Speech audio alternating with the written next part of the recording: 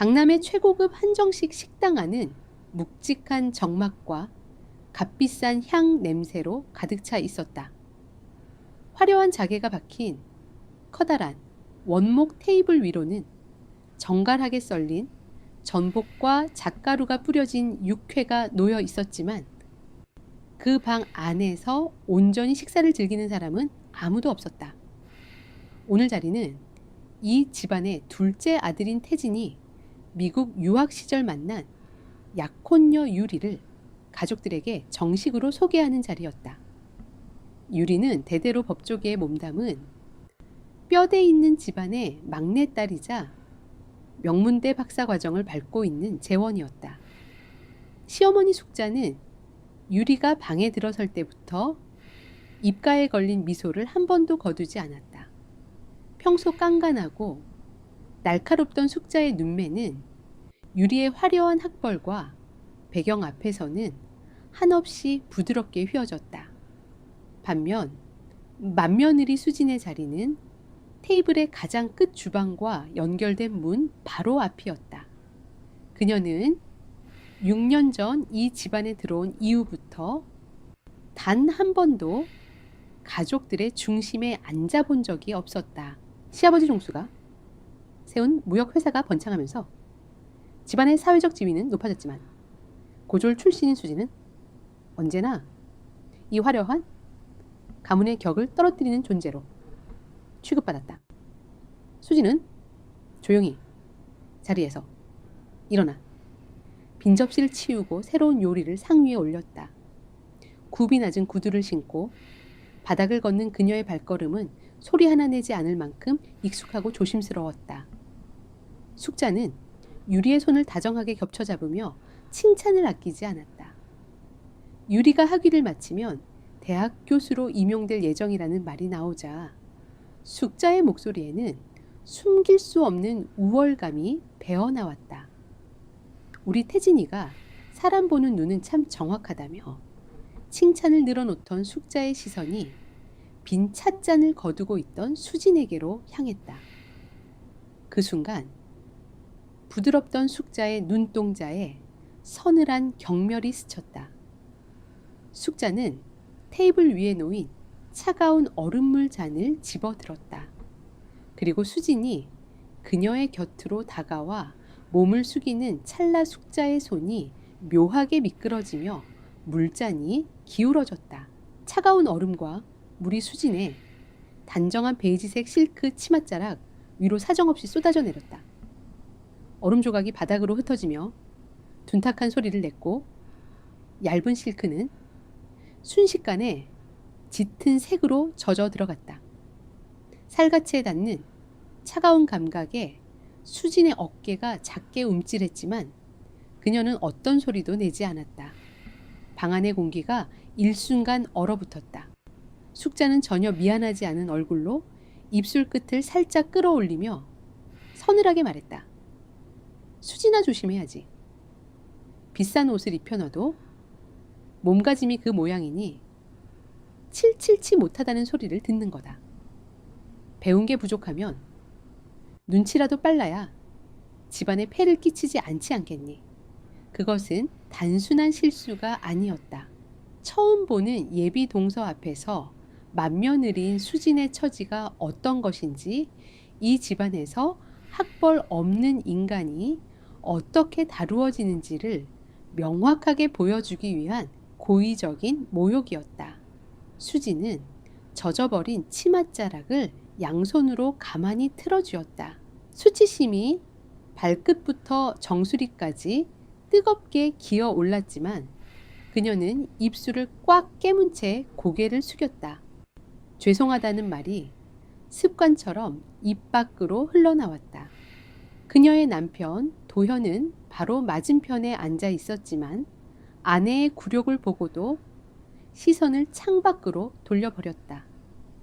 갈등을 피하는 데만 급급한 남편 특유의 비겁한 회피였다. 아내가 수모를 당하는 순간에도 남편은 어머니의 심기를 거스르지 않는 쪽을 택했다.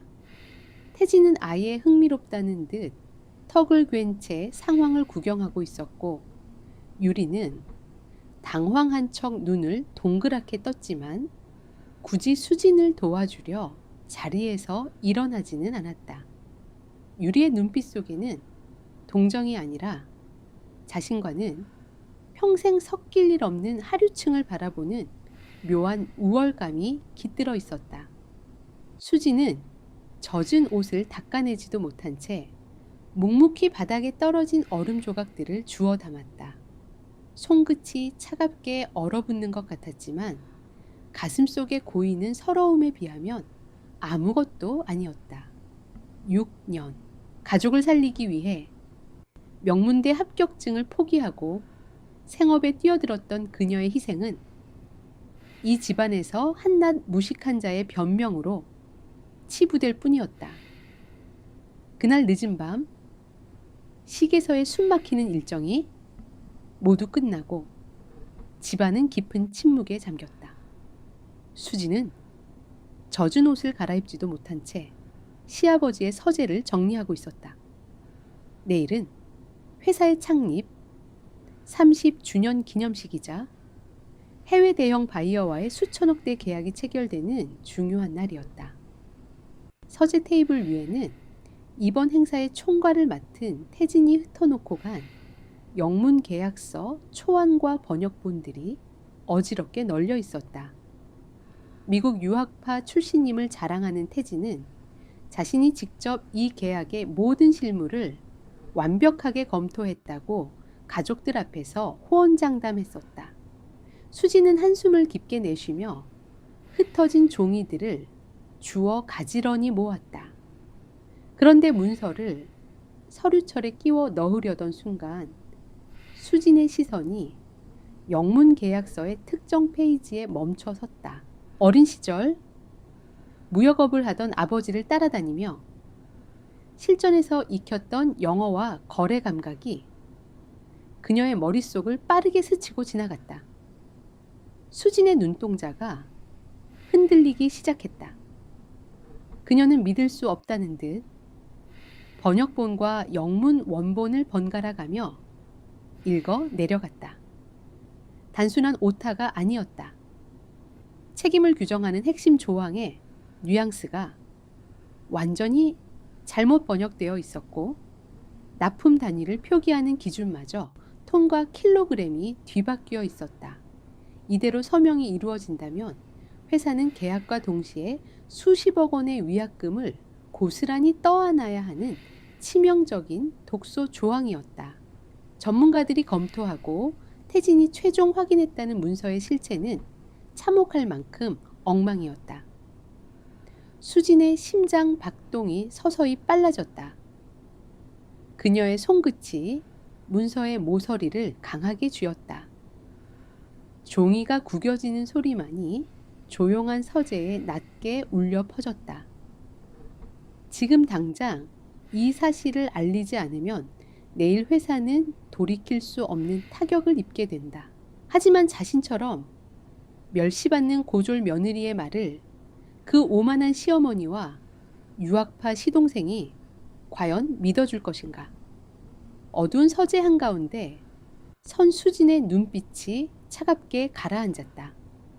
더 이상 물러설 곳 없는 벼랑 끝에서 오랫동안 잠들어 있던 그녀의 진짜 박력이 조용히 숨을 고르기 시작하고 있었다. 창립 30주년 기념식과 대형 계약 체결식이 열리는 당일 아침 저택의 공기는 이른 시간부터 팽팽하게 당겨져 있었다. 거실은 메이크업 옆 아티스트와 비서진들이 오가며 분주했고 시어머니 숙자는 거울 앞에서 화려한 진주 목걸이를 매만지며 집안의 위세를 과시할 준비에 여념이 없었다. 수지는 밤새 한숨도 자지 못한 채 서재에서 발견한 치명적인 번역 오류를 어떻게 전달해야 할지 고민했다. 이대로 행사가 진행된다면 시아버지 종수가 평생을 바쳐 일군 회사가 수십억 원의 위약금을 물고 파산 위기에 처할 것이 분명했다. 수지는 넥타이를 메고 있는 남편, 도현의 방으로 조심스럽게 들어갔다. 그녀의 손에는 붉은 펜으로 오류를 짚어둔 계약서, 사본이 쥐어져 있었다. 수지는 도현에게 다가가 낮은 목소리로 문서의 문제를 설명하기 시작했다. 납품 단위가 톤에서 킬로그램으로 잘못 표기된 점과 책임 소재를 모호하게 만든 번역의 위험성을 차분하게 짚었다. 그러나 아내의 절박한 설명에도 불구하고 도현의 얼굴에는 귀찮은 기색만이 역력하게 떠올랐다. 도현은 넥타이 매듭을 거칠게 당겨 올리며 아내의 말을 중간에 끊어버렸다. 전문가들이 수차례 검토하고 태진이가 최종 확인한 문서를 왜 당신이 함부로 들추며 나서느냐는 질책이었다. 그는 아내가 무역 실무를 안다는 사실보다 자신이 이 아침부터 피곤한 갈등에 휘말리는 상황 자체를 견디지 못했다. 가족의 체면을 구기지 말고 오늘 하루 제발 조용히 넘어가 달라는 도현의 싸늘한 눈빛은 6년 동안 수진을 숨막히게 했던 비겁함 그 자체였다. 남편에게서 완전히 외면당한 수진은 결국 발걸음을 돌려 시동생 태진을 찾아갔다. 태진은 2층 복도 끝에서 회사 임원과 통화를 하며 거만한 미소를 짓고 있었다.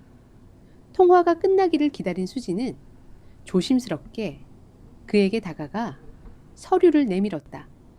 수진이 단위 표기의 오류와 책임 조항의 오역을 지적하자 여유롭던 태진의 표정이 순식간에 일그러졌다. 명문대 출신의 미국 유학까지 다녀온 자신이 총괄한 프로젝트를 집안에서 사람 취급도 받지 못하는 고졸 형수가 지적한다는 사실은 그의 알량한 자존심을 정면으로 찌르는 모욕이었다. 태진의 얼굴이 불그락푸르락 달아올랐다. 그는 턱을 치켜들고 수진을 위아래로 훑어보며 비웃음 섞인 목소리로 말했다.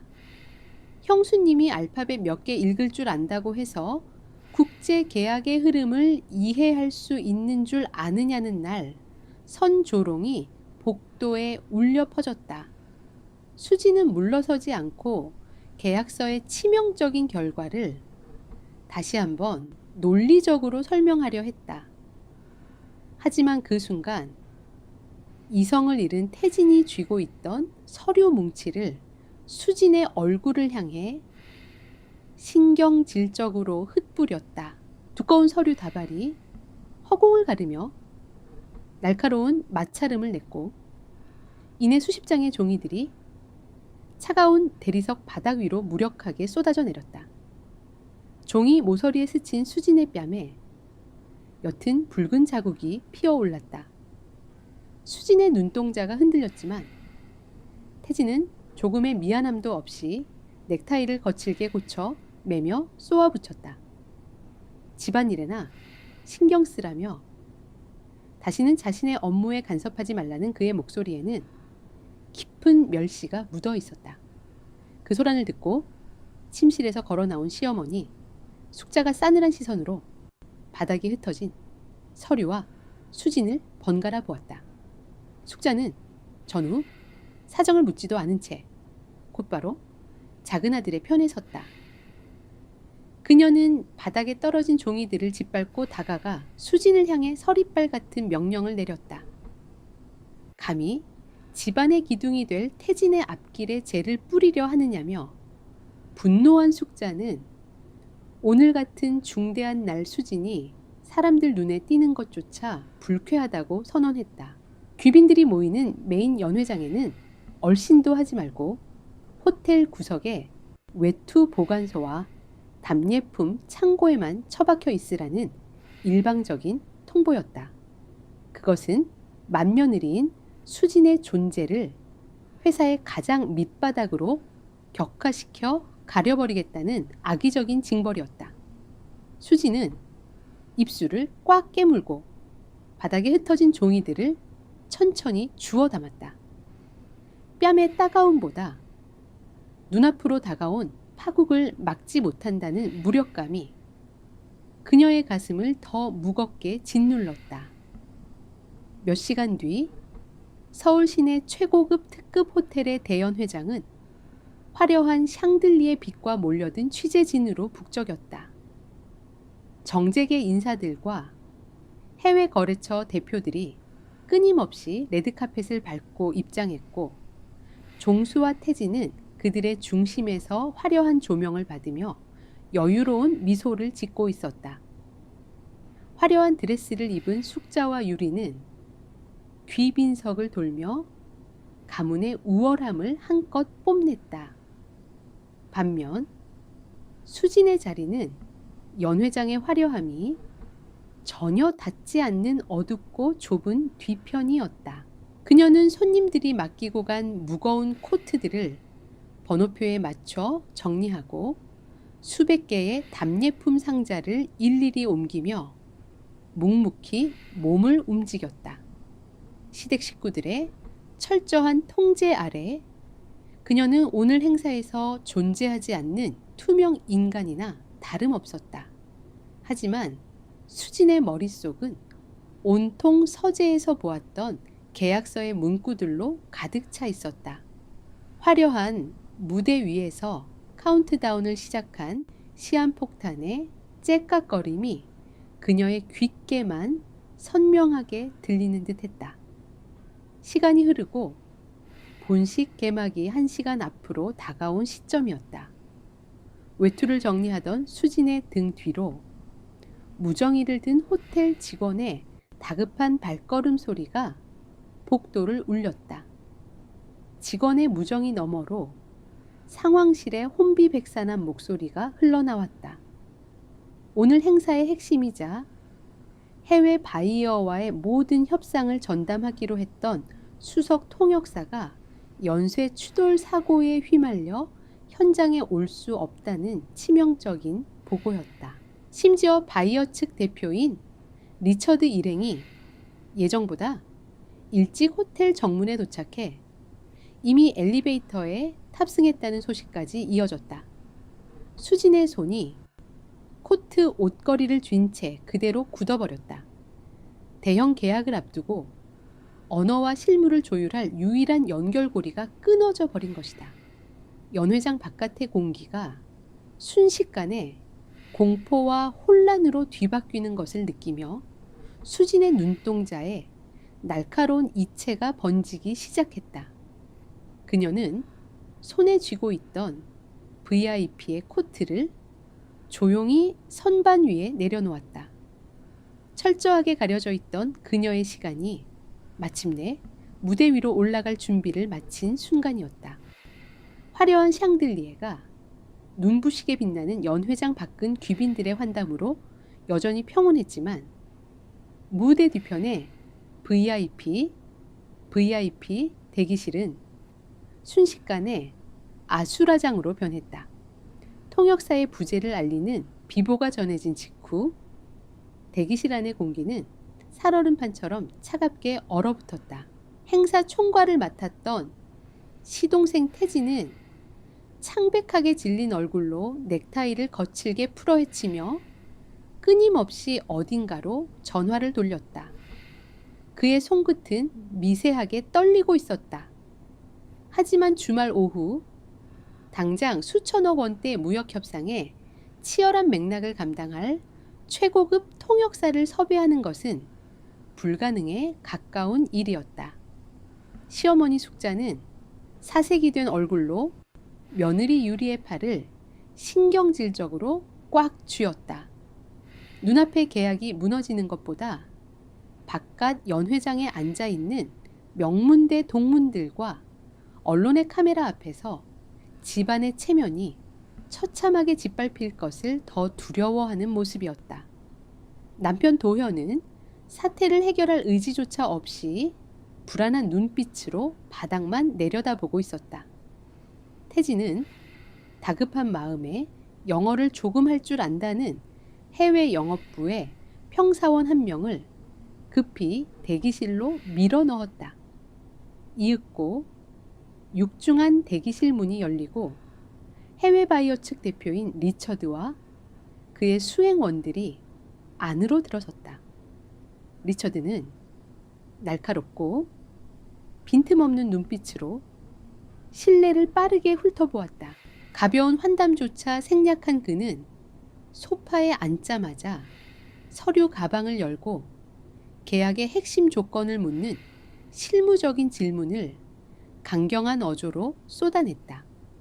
태진의 강갑에 떠밀려 억지로 앉혀진 평사원은 입술만 파르르 떨 뿐 전문적인 무역 용어와 복잡한 법적 책임이 얽힌 것엔 질문 폭격 앞에 완전히 굳어버렸다. 질문에 대한 대답이 돌아오지 않고 무거운 침묵만이 길어지자 리처드의 미간이 불쾌감으로 깊게 파였다. 그때 시어머니 숙자의 절박한 눈짓을 받은 유리가 자신만만한 미소를 지으며 나섰다. 대대로 법조계 집안에서 자라 명문대 박사 과정을 밟고 있는 유리는 자신의 유창한 발음을 과시하며 학술적이고 장황한 영어 문장으로 막힌 상황을 뚫어보려 했다. 하지만 그녀의 입에서 흘러나오는 화려한 단어들은 철저히 교과서적인 이론에만 갇혀 있었다.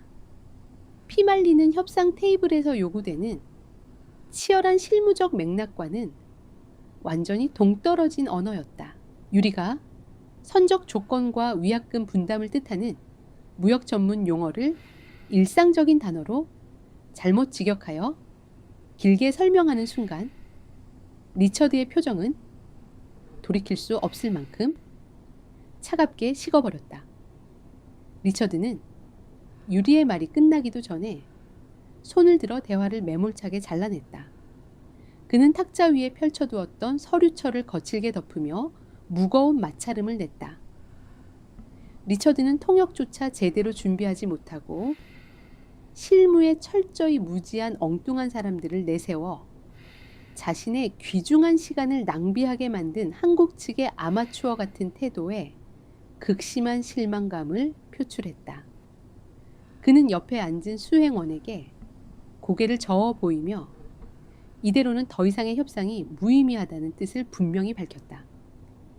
계약을 전면 재검토하겠다는 차가운 선언과 함께 그가 자리에서 일어설 채비를 하는 순간 태진의 다리는 눈에 띄게 휘청거렸고 숙자의 얼굴에서는 마지막 남은 핏기마저 사라져버렸다.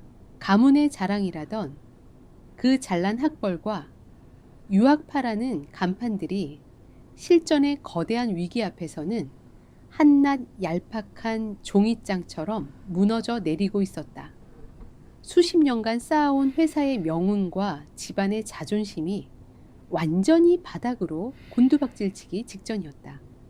리처드가 외투를 집어들고 굳게 닫힌 문을 향해 몸을 돌리던 바로 그 찰나였다. 견고했던 대기실 문이 부드럽고도 단호하게 열리며 실내의 모든 시선이 문가로 쏠렸다. 그곳에는 화려한 실크 드레스나 고급 맞춤 정장이 아닌 호텔 구석에서 손님들의 외투를 정리하던 수수한 작업복 차림의 수진이 서 있었다.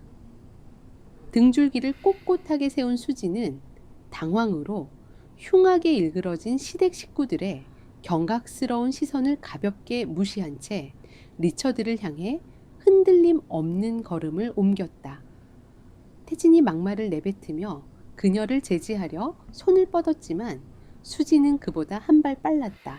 그녀의 입술 사이로 유리에 겉멋든 학술 영어나 평사원의 떨리는 목소리와는 차원이 다른 완벽하고도 예리한 실무 영어가 대기실의 무거운 공기를 가르고 묵직하게 울려 퍼졌다. 그녀의 언어는 리처드가 방금 전 던졌던 가장 예민한 질문의 핵심을 정확히 꿰뚫고 있었다.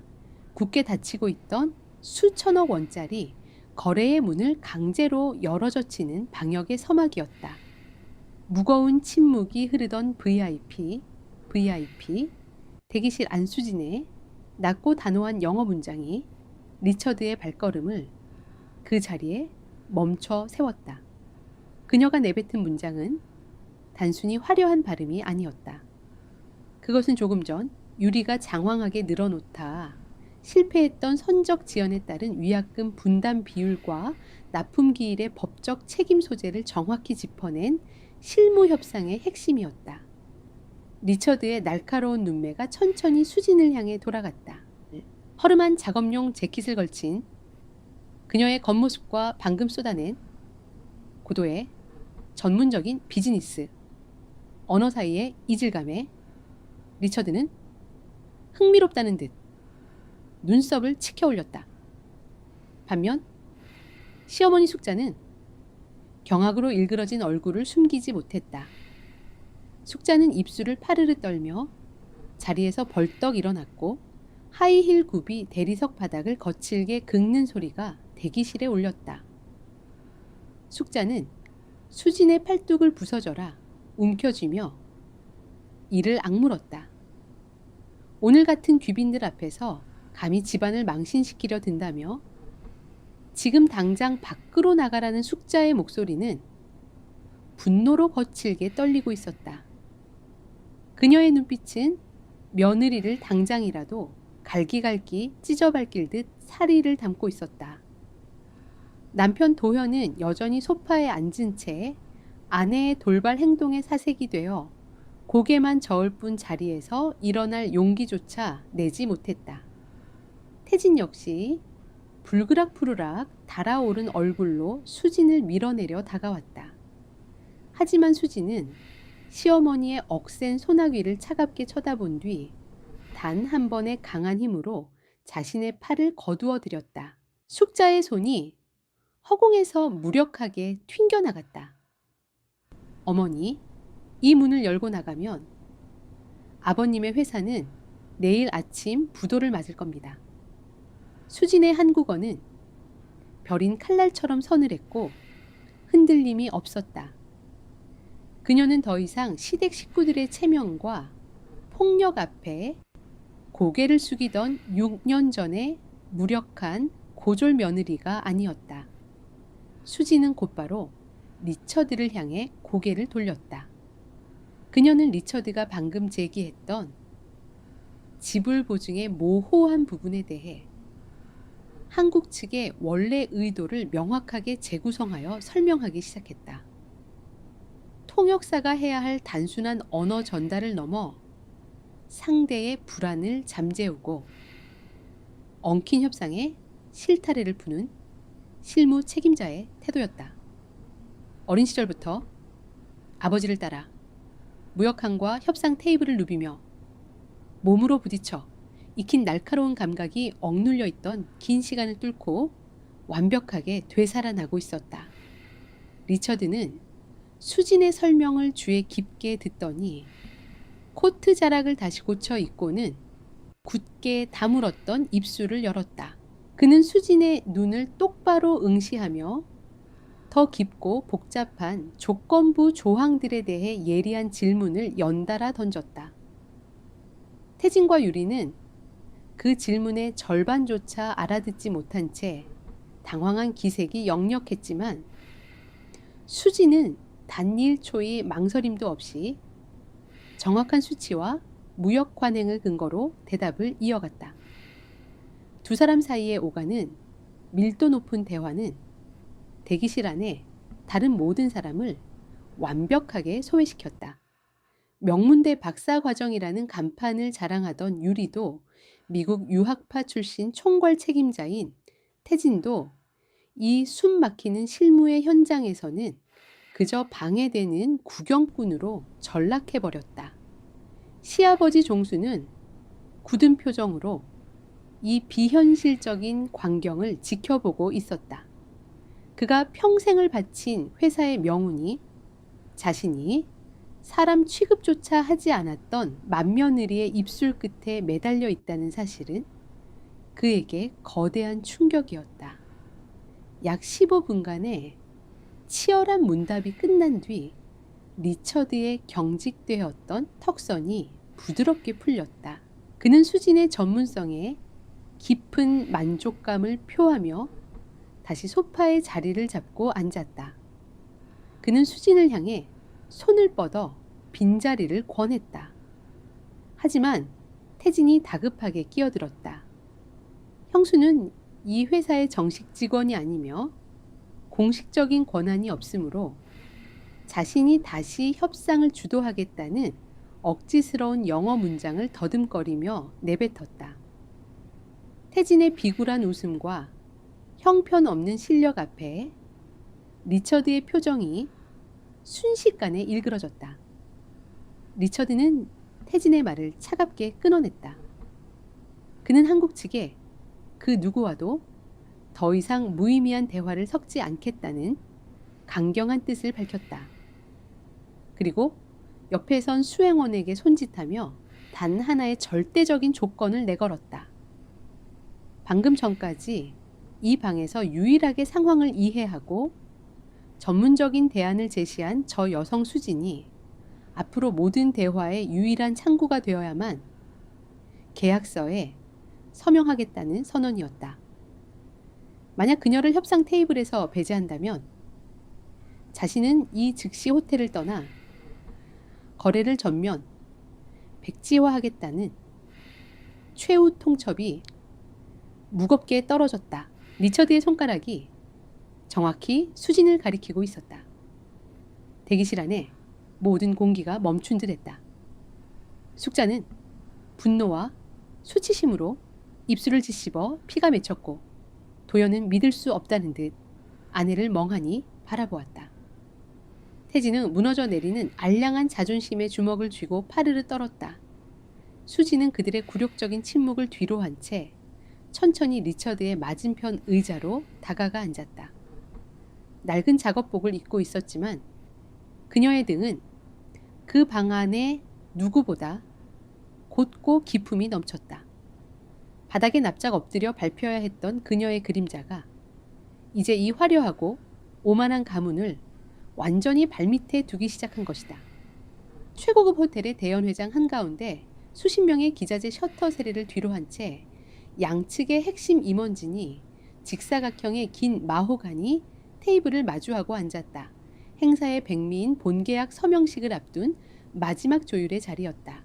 테이블의 가장 상석에는 해외 바이어 측 대표 리처드가 앉았고 그의 바로 맞은편에는 시아버지 종수와 회사 임원진이 굳은 얼굴로 자리했다. 그리고 그들 사이 계약의 실무 조율과 통역을 총괄하는 자리에 수진이 앉아 있었다. 불과 1시간 전까지만 해도 호텔 구석에서 손님들의 외투를 받아 정리하던 수진은 이제 양측의 운명을 손에 쥔 유일한 언어의 권력자로서 그 중심에 당당히 자리 잡았다. 시어머니 숙자와 남편 도현은 연회장 뒤편에 귀빈석에 앉아 수진이 중심에 있는 비현실적인 광경을 숨죽인 채 지켜보고 있었다. 그들의 눈빛에는 분노와 굴욕감이 뒤엉켜 있었다. 집안의 자랑이었던 시동생 태진은 수진의 자리를 뺏긴 채 얼굴이 불그락불그락 달아올라 서류 뭉치만 신경질적으로 넘기고 있었다. 명문대 출신 엘리트라는 그의 오만함은 리처드의 단호한 배제 선언 앞에서 처참하게 짓밟힌 상태였다. 수진은 태진이 던지듯 밀어놓은 최종 영문 계약서를 천천히 펼쳤다. 그녀의 시선이 종이 위를 차분하게 미끄러졌다. 겉보기에는 완벽해 보이는 문장들이었지만 전날 밤 서재에서 그녀가 찾아냈던 치명적인 오류들이 수정되지 않은 채 그대로 남아 있었다. 납품 지연 시 위약금의 책임 소재를 묻는 조항과 단위 표기가 여전히 한국 측에 절대적으로 불리하게 기재되어 있었다. 이대로 리처드의 펜이 종이에 닿는 순간 회사는 수백억 원의 잠재적 부채를 떠안고 시작하는 셈이었다.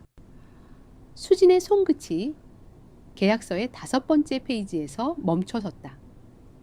그녀는 고개를 들어 리처드와 눈을 맞추며 부드럽지만 단호한 영어로 짧은 양해를 구했다. 서명 직전 양측의 오해를 막기 위해 조항 하나를 명확히 짚고 넘어가야겠다는 설명이었다. 리처드가 흥미롭다는 듯 고개를 끄덕이자 수지는 한국 측 임원들을 향해 몸을 돌렸다.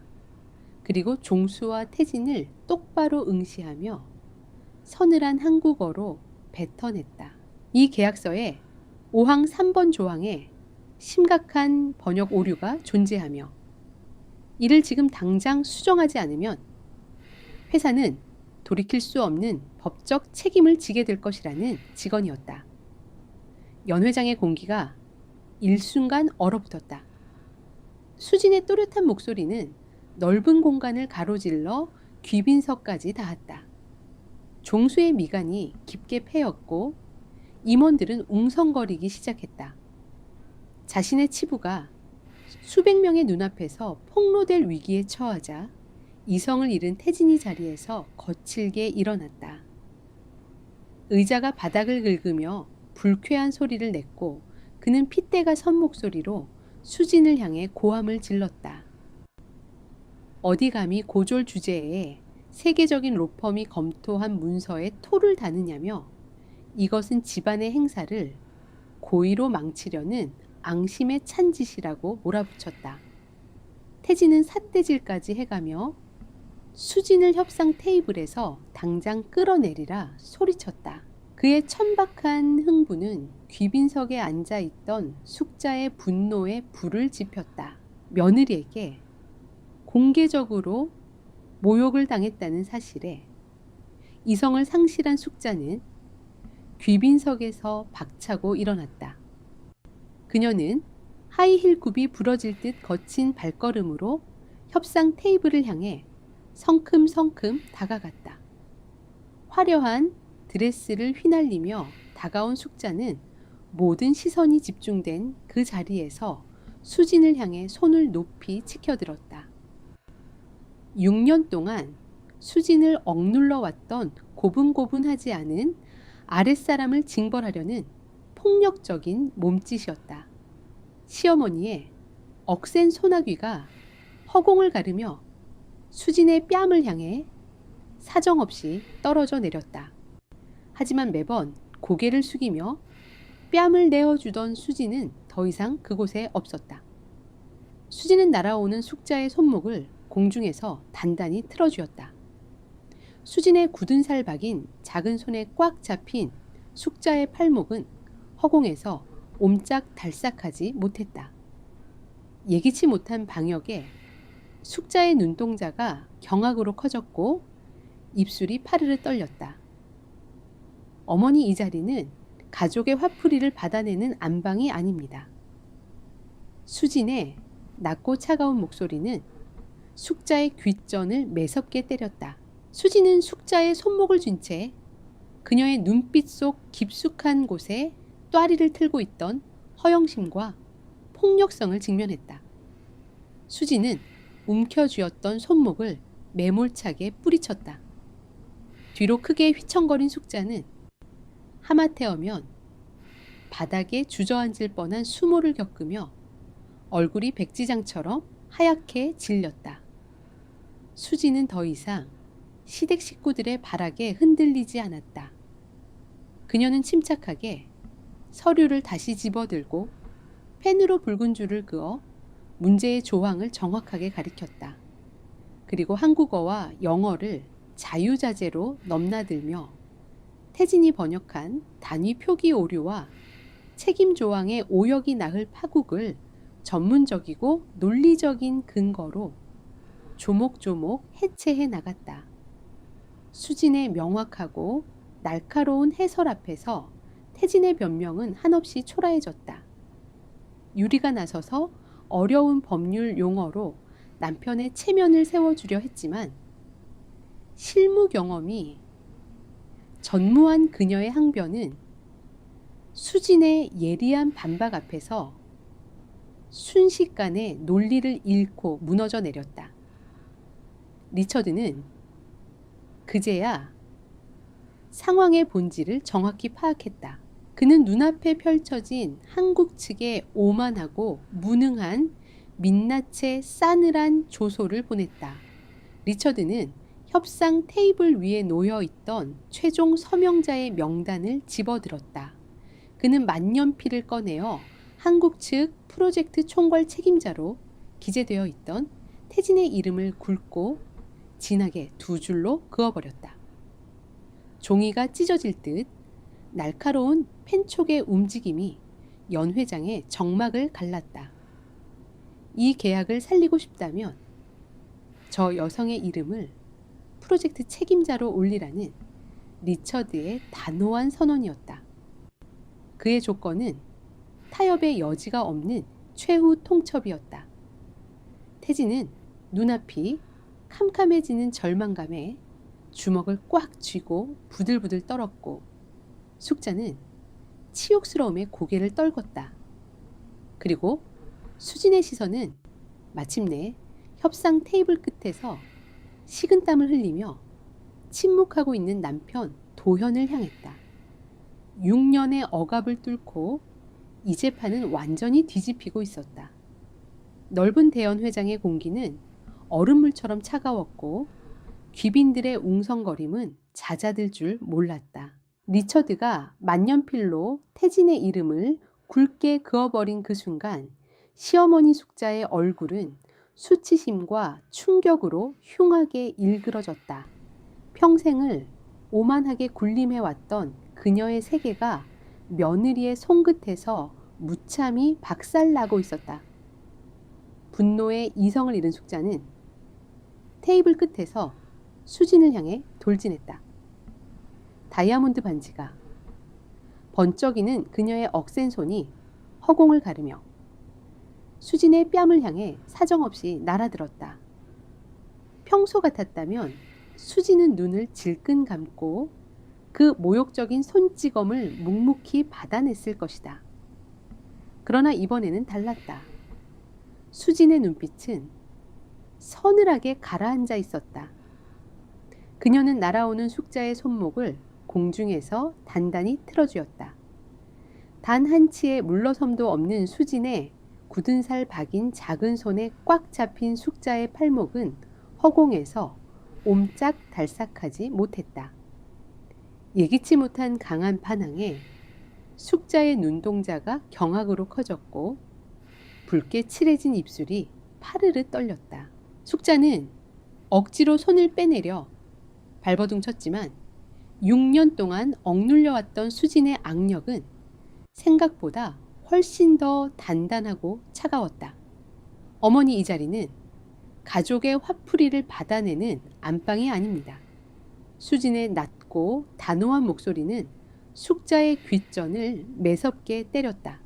수진은 숙자의 눈빛 속 깊숙한 곳에 따리를 틀고 있던 허영심과 폭력성을 똑바로 직면했다. 수진은 움켜쥐었던 손목을 매몰차게 뿌리쳤다. 뒤로 크게 휘청거린 숙자는 하마터면 하이힐이 꺾여 대리석 바닥에 주저앉을 뻔한 수모를 겪으며 얼굴이 백지장처럼 하얗게 질렸다. 수진은 짐승처럼 씩씩거리는 시어머니를 차갑게 외면한 채 다시 리처드와 종수 그리고 태진을 향해 시선을 돌렸다. 이 총극을 지켜보던 시아버지 종수는 마침내 참지 못하고 자리에서 벌떡 일어났다.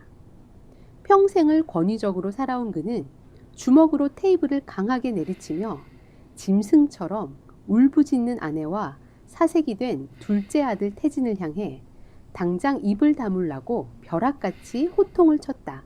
평소 아내의 기세에 눌려 집안일에 관여하지 않던 종수의 분노가 폭발하자 숙자는 꿀먹은 벙거리처럼 입을 다물었고 태진은 어깨를 움츠리며 고개를 푹 숙였다. 정적이 찾아온 연 회장 한가운데서 수지는 테이블 위에 펼쳐진 계약서를 다시 집어들었다. 그녀는 펜으로 붉은 줄을 그어 문제의 조항을 정확하게 가리켰다. 그리고 한국어와 영어를 자유자재로 넘나들며 태진이 번역한 단위 표기 오류와 책임 조항의 오역이 낳을 수백억 원대 파국을 전문적이고 논리적인 근거로 조목조목 해체해 나갔다. 수진의 명확하고 날카로운 해설 앞에서 명문대 출신 유학파라며 거드름을 피우던 태진의 변명은 한없이 초라해졌다. 자신의 번역 실수가 만천에 까발려지자 태진은 이마에 식은땀을 흘리며 더듬거리는 변명을 늘어놓으려 했다. 그때 귀빈석에 앉아있던 유리가 남편이 될 태진의 체면을 세워주려 자리에서 일어났다.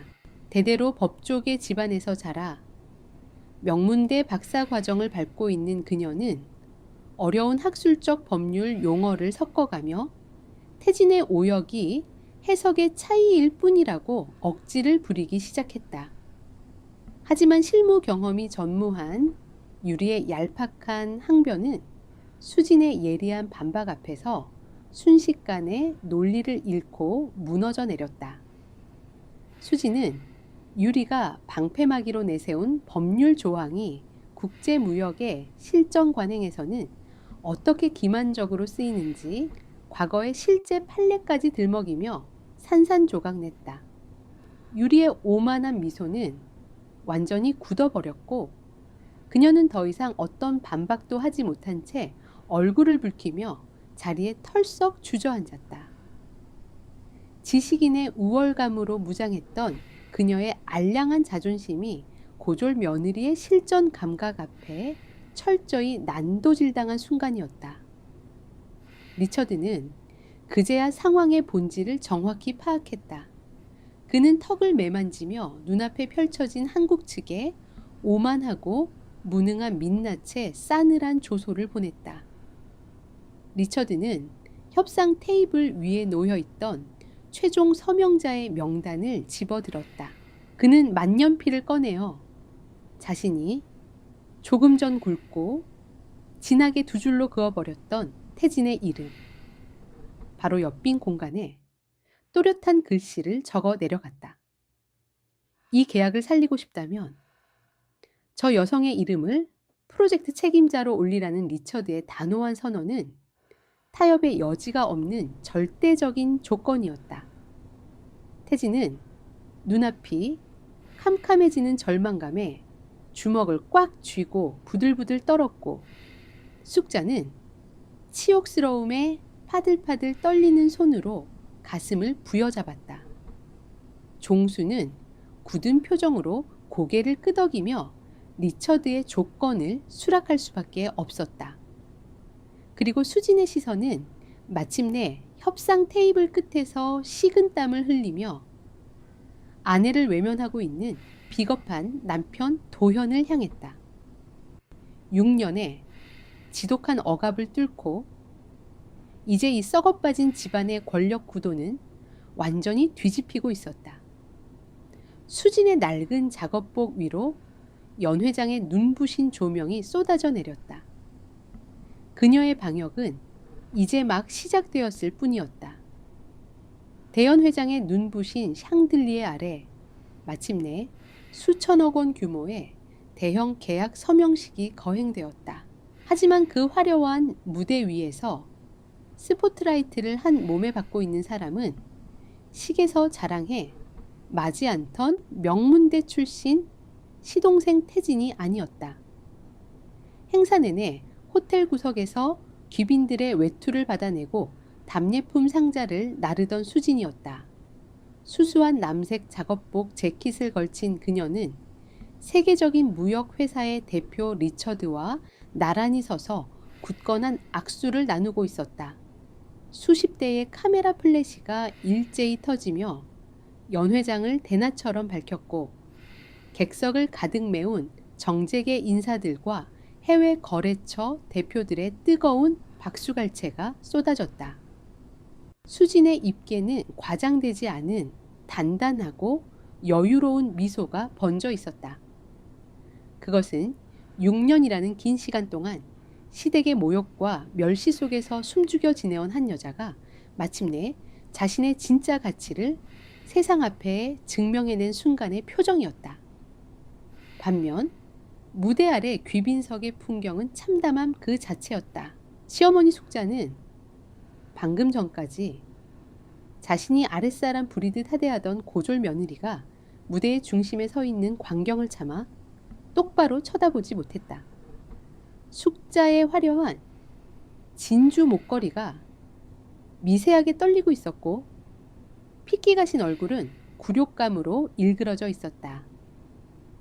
그녀 곁에 앉은 시아버지 종수 역시 굳은 표정으로 무대를 응시할 뿐 평소에 위풍당당하던 기세는 온데간데 없었다.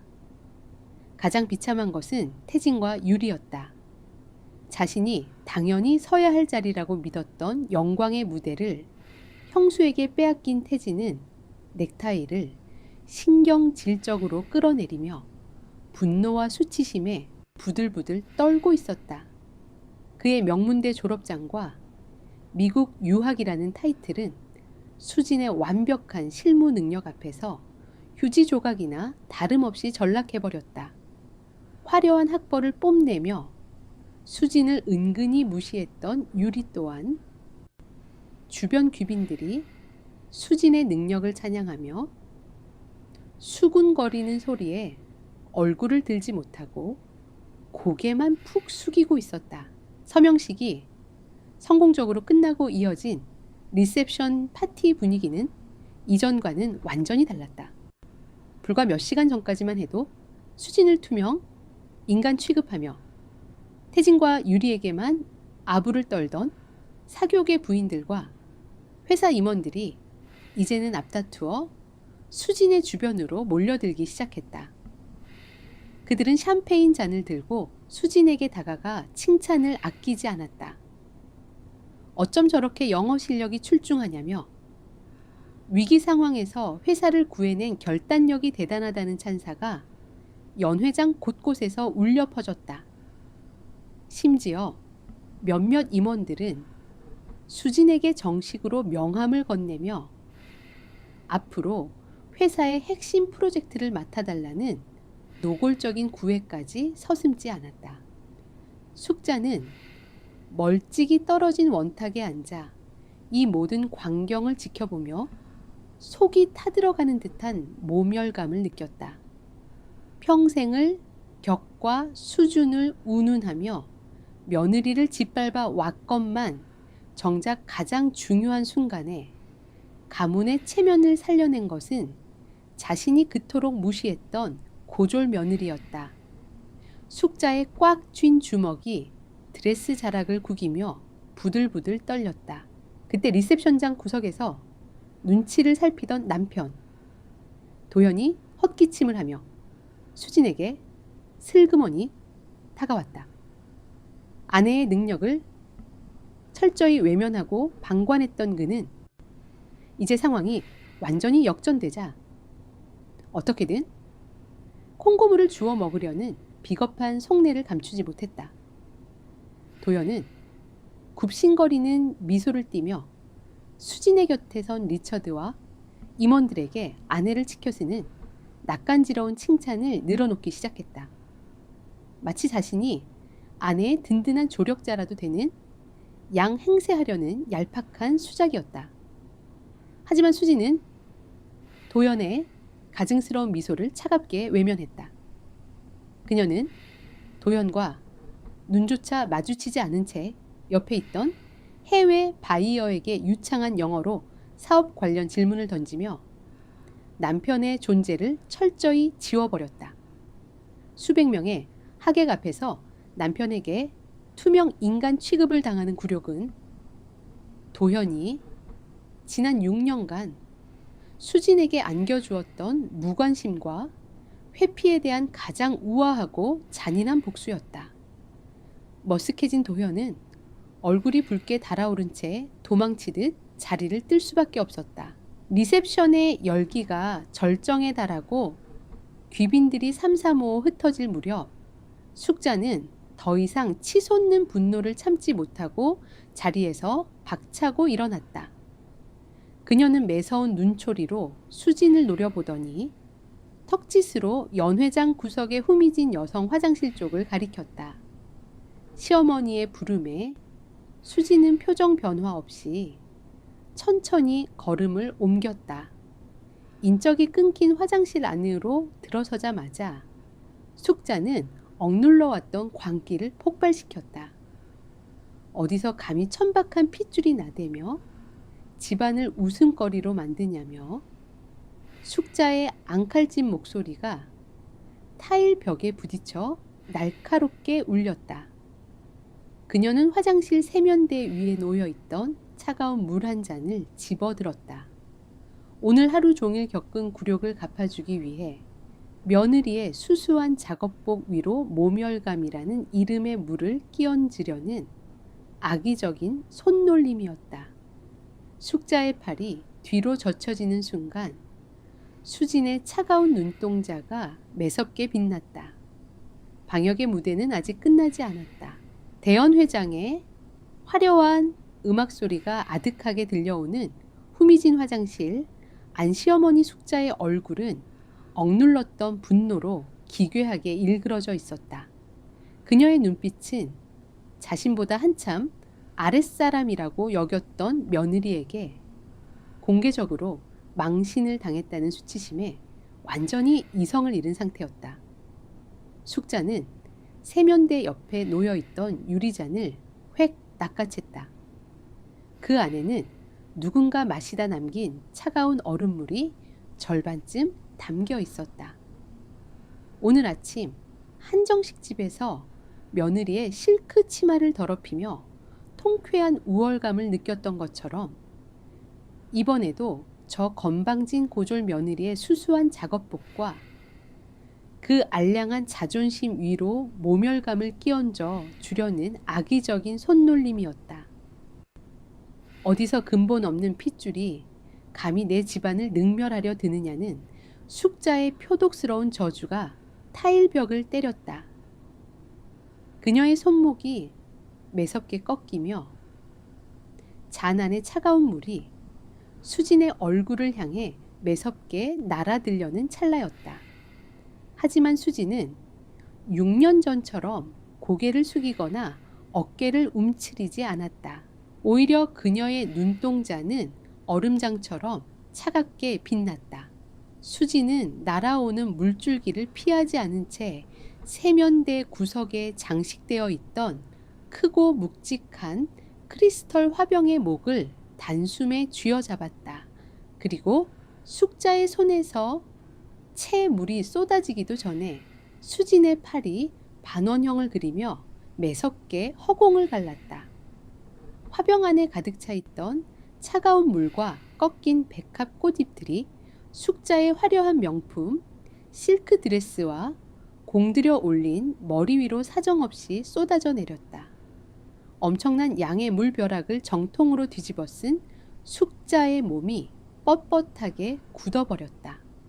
얼음장같이 차가운 물방울들이 그녀의 비싼 진주 목걸이를 타고 가슴팍으로 흘러내렸고 정성스럽게 세팅했던 머리카락은 젖은 미역 줄기처럼 뺨에 들러붙었다. 젖은 치맛자락이 다리에 휘감기자 숙자는 비틀거리며 뒤로 한 걸음 물러섰다. 충격으로 크게 벌어진 숙자의 입술 사이에서는 숨 막히는 경악만 흘러나올 뿐 어떤 반항의 말도 튀어나오지 못했다. 수지는 텅 빈 크리스털 화병을 대리석 세면대 위에 소리나지 않게 내려놓았다. 그녀의 시선은 흠뻑 젖어 벌벌 떠는 시어머니를 향해 일말의 동정심도 없이 서늘하게 내리꽂혔다. 어머니가 자랑하시던 그 훌륭한 핏줄과 학벌이 오늘 아버님의 평생을 바친 회사를 부도 직전까지 몰고 갔습니다. 수진의 한국어 발음은 호텔의 서늘한 공기보다 더 차갑고 명확했다. 그 알량한 명문대 졸업장 뒤에 숨어 사람을 급 나누고 짓밟아온 6년이었습니다. 하지만 정작 그 잘난 아들들이 무능함으로 회사를 말아먹을 뻔했을 때 아버님의 구상권과 회사의 수백억 원을 살려낸 건 어머니가 그토록 벌레 취급하던 고졸 며느리의 입술이었습니다. 수지는 젖은 옷을 쥐어짜며 수치심에 떠는 숙자를 향해 한 걸음 더 다가섰다. 수진의 그림자가 숙자를 완전히 압도했다. 더 이상 이 천박하고 가식적인 연극에 어울려드리지 않겠습니다. 앞으로 내 앞에서 다시 한번 그 알량한 체면을 운운하며 손을 올린다면 그때는 화병의 물이 아니라 이 회사의 주식과 경영권이 찢겨나가는 꼴을 보시게 될 겁니다. 수진의 경고는 단순한 협박이 아니었다. 오늘 하루 바이어 대표 리처드가 수진에게 보여준 절대적인 신임은 그녀가 이미 이 거래의 명운을 쥐고 흔드는 실세가 되었음을 의미했다. 숙자는 그 서늘한 진실 앞에서 온몸을 사시나무 떨듯 떨며 입술을 짓씹었다. 평생을 굴림해 온 그녀의 세계가 며느리가 쏟아부은 차가운 물벼락과 함께 철저하게 산산조각 나고 있었다. 그날 밤 모든 행사가 끝난 뒤 시가로 돌아가는 검은색 대형 세단 안의 공기는 무덤처럼 무거웠다. 차량의 뒷좌석에는 시아버지 종수와 젖은 옷을 덜덜 떨며 입고 있는 숙자가, 조수석에는 얼굴이 흙빛으로 변한 태진이 앉아 있었다. 운전대를 잡은 도현은 백미러로 연신 눈치만 살폈다. 아무도 수진을 향해 오늘 화장실에서 있었던 일에 대해 따져 묻지 못했다. 며느리의 실력과 바이어의 선택 앞에서 시댁 식구들의 오만함은 완벽하게 거세당한 상태였다. 침묵을 깬 것은 뒷좌석 중앙에 꼿꼿이 앉아있던 종수였다. 창밖만 응시하던 그가 낮고 굵은 목소리로 선고하듯 입을 열었다. 태진아, 내일부터 넌 본사 출근하지 마라. 그리고 기획조정실 외교 파트의 모든 결재권은 내일부로 전부 수진이에게 넘긴다. 종수의 잔혹한 명령이 차 안에 떨어지는 순간 조수석의 태진은 숨이 멎은 듯 굳어버렸고 숙자는 절망감에 눈을 질끈 감았다. 가문의 후계자라 믿어 의심치 않았던 작은 아들의 권력이 6년 동안 짓밟아왔던 며느리에게 고스란히 넘어가는 순간이었다. 수지는 창밖으로 흘러가는 서울의 야경을 고요히 바라보았다. 화려한 불빛들이 그녀의 눈동자 속에 조용히 맺혔다 사라지기를 반복했다. 그녀의 진짜 복수는, 그리고 온전한 해방은 이제 내일 아침 가장 찌질한 모습으로 그녀의 발밑에 엎드릴 남편과의 결별만을 남겨두고 있었다. 화려했지만 치욕스러웠던 행사가 끝난 다음 날 저택의 아침은 지독한 정적에 잠겨 있었다. 매일 아침 식탁을 가득 채우던 시어머니 숙자의 날카로운 잔소리도 유학 생활을 자랑하며 거들먹거리던 시동생 태진의 허세도 더 이상 들리지 않았다. 태진은 어젯밤 시아버지 종수의 불호령에 모든 직위를 박탈당한 채 충격과 분노로 제 방에 틀어박혀 나오지 않았다. 그의 약혼녀 유리로부터는 우리 관계를 다시 생각해봐야겠다는 차가운 문자가 새벽에 도착했다. 수진의 곁에서 처참하게 무너져 내린 태진은 더 이상 명문가 사위라는 매력적인 조건이 아니었다. 숙자는 지난밤에 모멸감에 밤새 잠을 설친 듯 핏기 없는 얼굴로 멍하니 거실 소파에 앉아 있었다. 수진의 눈치를 살피느라 헛기침만 반복할 뿐 감히 며느리에게 아침 식사 준비를 지시하지도 못했다. 이 집안의 서열과 권력은 하룻밤 사이에 완벽하게 뒤바뀌어 버렸다. 수지는 부엌에서 혼자 커피를 내리며 창밖의 아침 풍경을 고요히 바라보았다. 더 이상 이 집안의 눈치를 살피거나 억지로 웃으며 분위기를 맞출 필요가 없다는 사실이 낯설면서도 평온했다. 그때 방문이 조심스럽게 열리고 남편 도현이 헝클어진 머리로 그녀에게 다가왔다. 그의 얼굴에는 밤새 잠 못 이루고 고민한 흔적이 역력했다. 6년간 아내의 고통과 굴욕을 철저히 외면해왔던 그는 이제 아내의 손에 자신의 미래가 걸려있다는 현실을 깨닫고 비로소 움직이기 시작한 것이다.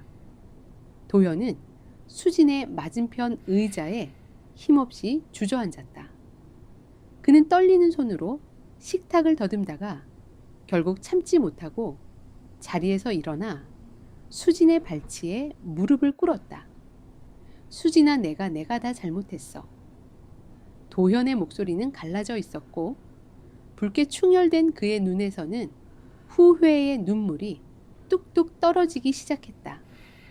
그는 수진의 손을 붙잡으려 했지만 그녀가 손을 뒤로 빼자 허공에서 멈칫했다. 당신이 그렇게 대단한 사람인 줄도 모르고 나는 늘 엄마와 동생의 눈치만 보며 당신을 없는 사람 취급했어. 그게 당신을 위한 길이라고, 우리 가족의 평화를 지키는 길이라고 스스로를 합리화하면서. 하지만 어제 보니 그건 전부 다 내 비겁함을 가리기 위한 핑계였어. 그냥 내가 편하려고 당신을 희생시킨 거였어. 도현은 울음에 잠긴 목소리로 서럽게 용서를 구했다. 그는 수진이 아버지의 제안을 받아들여 회사에서 중요한 자리를 맡아주길 애원했다. 그래야만 자신의 입지가 흔들리지 않고 이 집안에서 자신의 체면이라도 유지할 수 있다는 지독하게 이기적인 속내였다. 그의 눈물 어린 고백은 진정한 반성에서 우러나온 것이 아니라 자신의 안위를 지키기 위한 마지막 발버둥에 불과했다. 수지는 무릎을 꿇고 애원하는 남편의 초라한 모습을 차갑게 내려다보았다. 그녀의 눈동자는 연민이나 동정심이 단 한 조각도 남아있지 않았다. 지난 6년간 그의 무관심과 회피가 자신의 영혼에 새겨놓은 깊은 상처를 떠올렸다. 그 상처는 이제 와서 흘리는 몇 방울의 눈물로 결코 지워질 수 있는 것이 아니었다. 수지는 무릎을 꿇은 도연을 지나쳐 침실 안쪽의 화장대 서랍을 열었다. 그리고 그 안에서 두툼한 서류 봉투 하나를 꺼내 들었다. 봉투 안에는 변호사의 공증까지 완벽하게 마친 이혼 서류가 들어있었다. 수지는 그 봉투를 바닥에 주저앉아 있는 도현의 발밑으로 소리 없이 던졌다. 도현은 떨리는 손으로 봉투를 집어들었다. 안의 내용물을 확인한 그의 눈동자가 공포와 절망으로 크게 흔들렸다. 서류 가장 아래쪽에는 수진의 이름과 도장이 흔들림 없이 선명하게 찍혀 있었다. 당신이 용서를 구해야 할 대상은 내가 아니야. 당신 자신의 비겁함이지. 수진의 목소리는 얼음장처럼 차갑고 단호했다.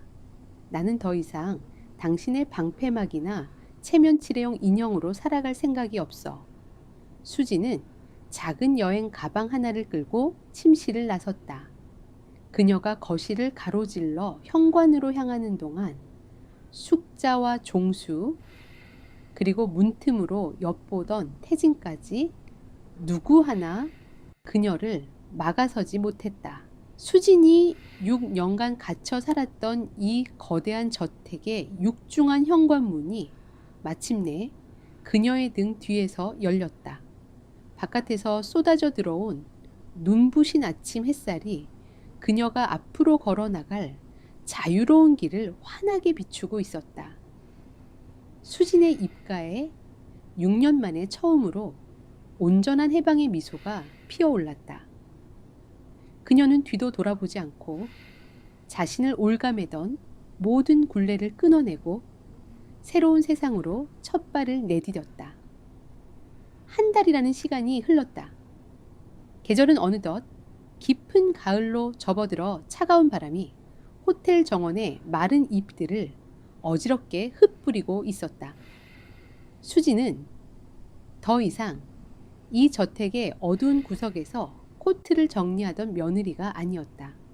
그녀는 지금 서울 시내가 한눈에 내려다 보이는 고급 비즈니스 센터의 라운지에 앉아 있었다. 세련된 짙은 회색 정장을 입은 그녀의 모습에서는 예전에 주눅든 기색은커녕 범접할 수 없는 당당함과 여유가 묻어났다. 그녀의 맞은편에는 시아버지 종수가 앉아 있었다. 한 달 전보다 부쩍 수척해진 종수는 초조한 듯 찻잔만 만지작거렸다. 그는 수진에게 이혼 서류를 철회해달라며 회사의 부사장 직급과 함께 가문의 모든 경영권 일부를 넘겨주겠다는 파격적인 제안을 내놓았다. 유학파 아들 태진이 망쳐놓은 회사를 살릴 유일한 적임자는 오직 수진뿐이라는 뒤늦은 인정이었다. 하지만 수진은 종수가 내민 화려한 계약서들을 단 한 번도 훑어보지 않았다. 그녀는 창밖의 푸른 하늘을 잠시 응시하다가 낮고 명료한 목소리로 답했다. 아버님, 제가 원했던 건 부사장이라는 직함이나 가문의 재산이 아니었습니다. 그저 한 인간으로서의 존중과 제가 살아온 시간의 가치를 인정받는 것뿐이었죠. 하지만 이 집안에서는 그 평범한 것들이 가장 얻기 힘든 것이더군요. 이제 저는 누군가의 대안이 아닌 제 자신의 이름으로 살아가려 합니다. 종수는 수진의 단노한 거절에 허망한 표정을 지으며 입을 다물었다. 돈과 권력으로 모든 것을 해결할 수 있다고 믿었던 노련한 사업가의 오만함이 한 여자의 굳건한 자존감 앞에서 무기력하게 무너져 내렸다.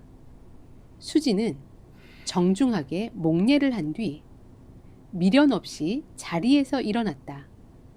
저택의 풍경은 참담하게 변해 있었다. 시어머니 숙자는 며느리가 회사를 구하고 집을 나갔다는 소문이 사교계에 퍼지면서 평생을 목숨처럼 아꼈던 격조 있는 부인들의 모임에서 철저히 매장당했다. 그녀가 동네를 지나갈 때마다 뒤편에서는 수군거리는 비웃음 소리가 끊이지 않았고 숙자는 외출조차 하지 못한 채 어두운 안방에서 신경 안정제에 의지해 하루하루를 보냈다. 시아버지의 기대를 한 몸에 받던 태진은 지방의 작은 물류 창고 관리직으로 좌천되었다. 명문대 학벌과 유학 경력은 실전에서의 무능함을 가려주지 못했고 그를 따르던 이들은 약속이라도 한 듯 등을 돌렸다. 유리와의 파혼은 물론 그가 야심차게 준비했던 프로젝트들은 모두 수진의 검토를 거쳐 폐기되거나 전면 수정되었다. 가장 비참한 것은 남편이었던 도현이었다. 그는 수진이 떠난 빈방에서 매일 밤 술로 시간을 보냈다.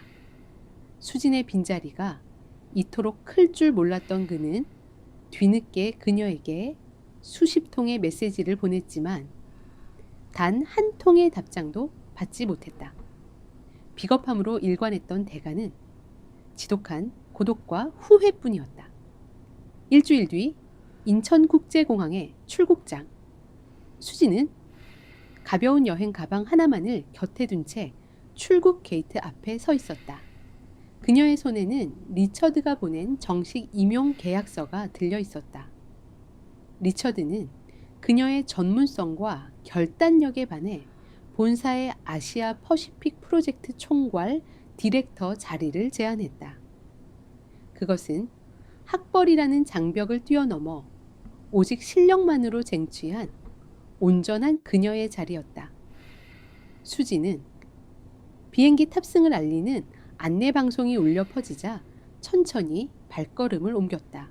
출국장 유리창 너머로 저 멀리 떠오르는 아침 해가 눈부시게 빛나고 있었다. 그녀는 문득 지난 6년의 시간을 떠올렸다. 고졸이라는 이유로 숨죽여야 했던 시간, 어두운 부엌에서 눈물을 삼키며 견뎌야 했던 나날들.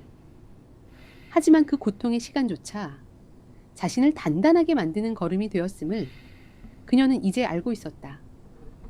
수진의 입가에 맑고 평온한 미소가 피어올랐다. 그녀는 가방을 쥔 손에 힘을 주며 더 넓은 세상을 향해 당당하게 걸어 나갔다. 사람의 가치는 타인이 붙여준 이름표나 화려한 졸업장 한 장에 담길 수 없는 것이었다. 묵묵히 견뎌온 시간과 스스로를 포기하지 않는 의지가 만들어내는 빛이야말로 진정으로 한 사람을 완성하는 보석이었다. 서수진. 이제 그녀는 누군가의 며느리도 누군가의 아내도 아닌 오직 자신의 이름으로 세상의 중심에 서게 되었다. 그녀의 등 뒤로 공항의 육중한 문이 닫히며 새로운 시작을 알리는 고요한 바람이 불어왔다. 싱가포르의 마리나 베이 샌즈 최상층 스카이라운지 수지는 깔끔하게 넘긴 머리와 몸에 꼭 맞는 검은색 정장 차림으로 앉아 있었다. 그녀의 앞에는 아시아 각국의 투자자들이 앉아 있었고 수지는 유창한 영어로 분기별 실적 보고서의 핵심을 짚어내며 회의를 주도하고 있었다.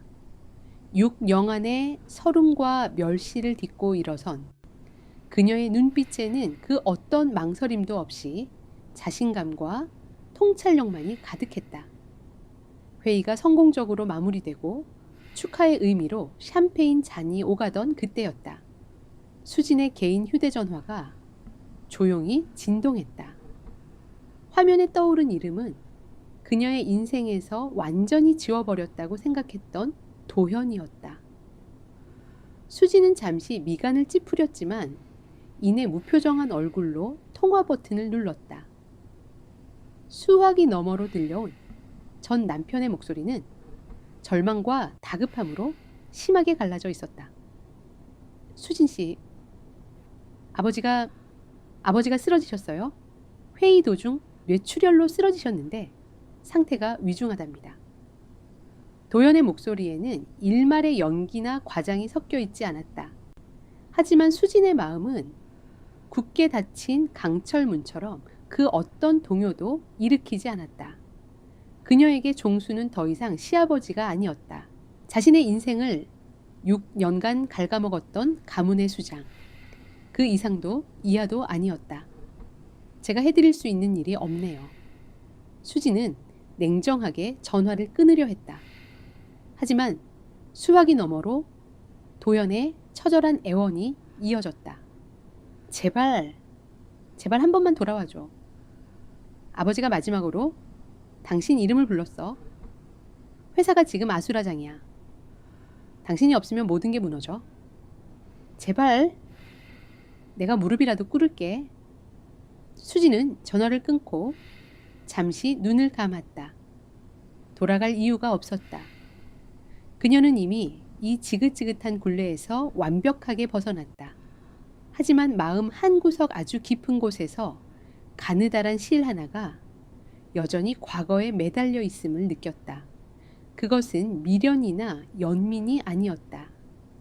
이 길고 잔인했던 연극의 마지막 매듭을 자신의 손으로 직접 끊어내야만 얻을 수 있는 완전한 정신적 해방에 대한 갈망이었다. 이틀 뒤 수지는 서울의 한 대학병원 VIP 병실 복도에 서 있었다. 싱가포르에서 입었던 세련된 정장 그대로였다. 복도 끝 의자에는 넋이 나간 시어머니 숙자와 전 남편 도현이 초라한 모습으로 앉아 있었다. 화려한 보석과 명품 옷을 벗어 던진 숙자는 하룻밤 사이에 10년은 늙어버린 평범한 노파의 모습이었고, 도현은 며칠째 씻지도 못한 듯 덥수룩한 얼굴로 수진을 발견하고는 황급히 달려왔다. 도현은 또다시 수진의 앞에 무릎을 꿇으려 했다. 회사를 구해달라, 아버지를 살려달라는 비굴한 애원이었다. 숙자 역시 핏기 없는 입술을 달싹이며 수진을 붙잡으려 손을 뻗었다. 하지만 수진은 그들의 손길이 닿기 전에 차갑게 한 걸음 뒤로 물러섰다.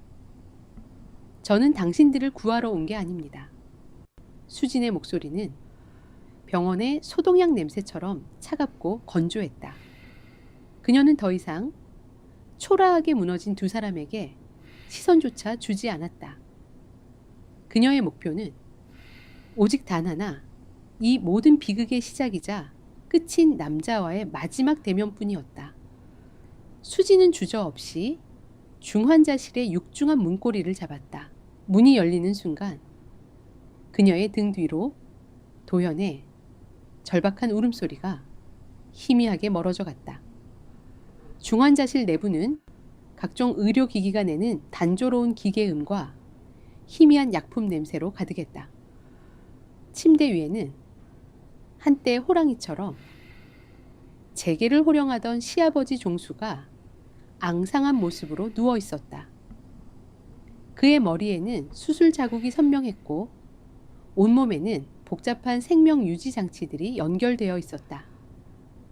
한때 그토록 위압적이던 그의 권위는 이제 얇은 환자복 아래 힘없이 세우러져 있었다. 수지는 침대 옆 의자에 조용히 앉았다. 그녀는 아무 말 없이 산소 호흡기에 의지해 힘겹게 숨을 내쉬는 남자를 바라보았다. 얼마나 시간이 흘렀을까?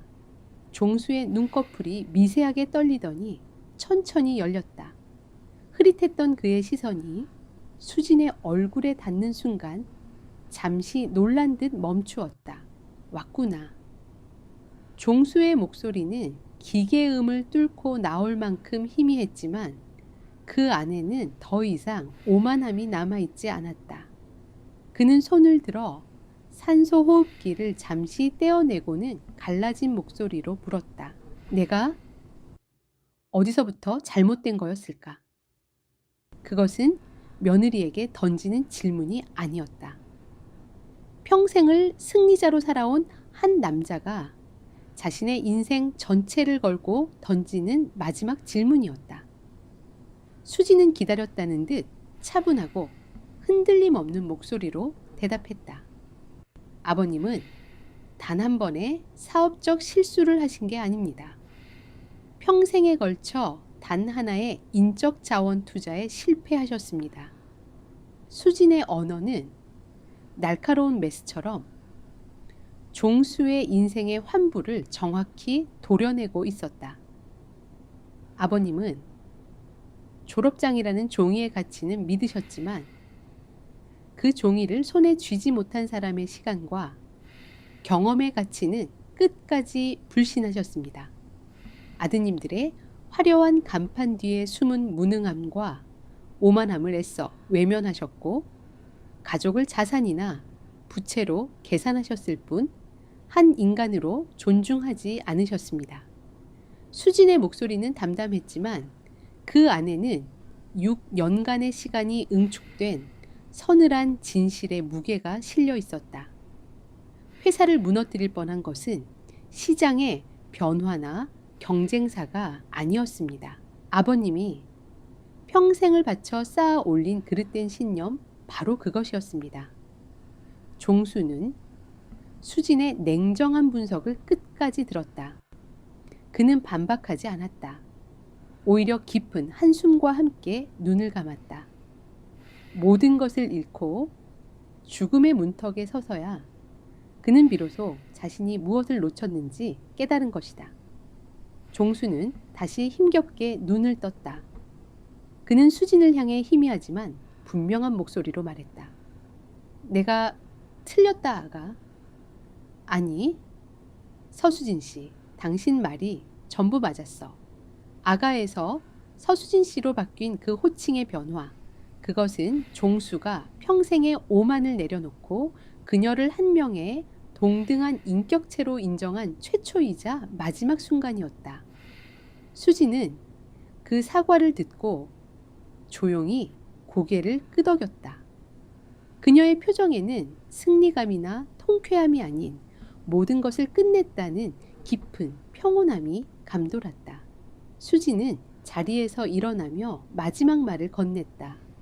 그것은 더 이상 며느리의 말이 아닌 유능한 경영 컨설턴트의 마지막 조언이었다. 지금 저는 회사에 필요한 건 제가 아닙니다. 아버님의 그림자가 아닌 실력 있는 전문 경영인입니다. 모든 것을 내려놓으시면 그때 비로소 다시 시작할 기회가 생길 겁니다. 수지는 뒤도 돌아보지 않고 병실을 나섰다. 복도에 서 있던 도현과 숙자가 무슨 말을 하려 했지만 그녀는 그들을 유령처럼 스쳐 지나갔다. 병원의 자동문이 열리고 눈부신 바깥의 햇살이 그녀의 온몸을 감쌌다. 가슴을 짓누르던 마지막 돌덩이가 완전히 사라지고 마침내 완전한 자유가 찾아왔다. 이제 그녀의 인생에 더 이상의 복수도 미련도 과거도 없었다. 오직 스스로의 힘으로 열어갈 눈부신 내일만이 그녀를 기다리고 있었다.